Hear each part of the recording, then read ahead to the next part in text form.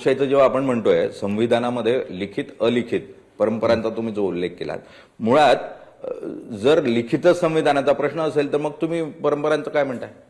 लिखित संविधानाचा प्रश्न आमचा 4 वर्ष चाललाय ना तिकडे. शेड्यूल 10 वगैरे वगैरे सगळं समोर आहे.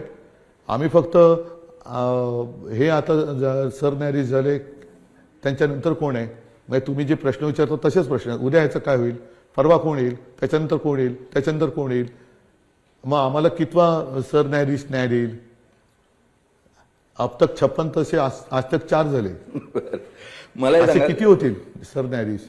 प्रश्न तर अनेक आहेत. म्हणजे न्यायव्यवस्थेवरचे प्रश्न थेटपणे उपस्थित होत आहेत. मुळात आज एक निकाल आलाय निवडणूक आयोगाचा की गीत जे आहे, निवडणूक गीत किंवा पक्षाचं जे गीत आहे त्याच्यामध्ये भगवा शब्दाचा वापर करता येणार नाही. भाजपचं गीत होतं त्यात भगवा शब्द जोड्याने मारलं पाहिजे या अरेस्ट देणाऱ्याला.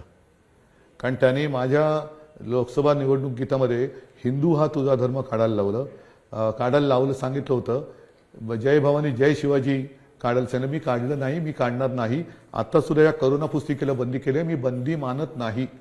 निवडणूक आयोग त्यांनी चौकटीत राहिलं पाहिजे.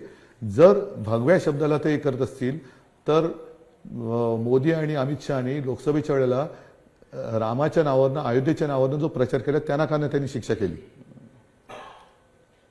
म्हणूनच म्हणतो निवडणूक आयुक्त हे त्यांचे गुलाम आहेत आणि हे भलते सलते त्यांचे हे आम्ही ऐकणार नाही, मानणार नाही. या त्यांनी निवडणूक प्रचारात मग राहुल नार्वेकरवरती का नाही गुन्हा दाखल झाला? जे बिनविरोध जे म्हणतायत ते जे तक्रारी करतायत की आम्हाला आमच्यावरती जोर जबरदस्ती झाली, पण भगवा काढायला सांगतायत. हा कुठला निवडणूक आयोग आहे? पाकिस्तानचा आहे.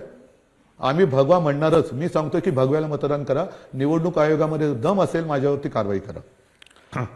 आणि मुंबई महापालिकेवरती आमच्या शिवसेनेचा भगवा, शिवसेना मनसे युतीचा भगवा फडकणारच. महाराष्ट्रातील सर्व बातम्यांचे विश्वासार्ह व्यासपीठ, सकाळच्या सर्व सोशल मीडिया प्लॅटफॉर्मला लाईक, फॉलो आणि सबस्क्राईब करा. तसंच सर्व नोटिफिकेशनसाठी बेल आयकॉन प्रेस करायला विसरू नका.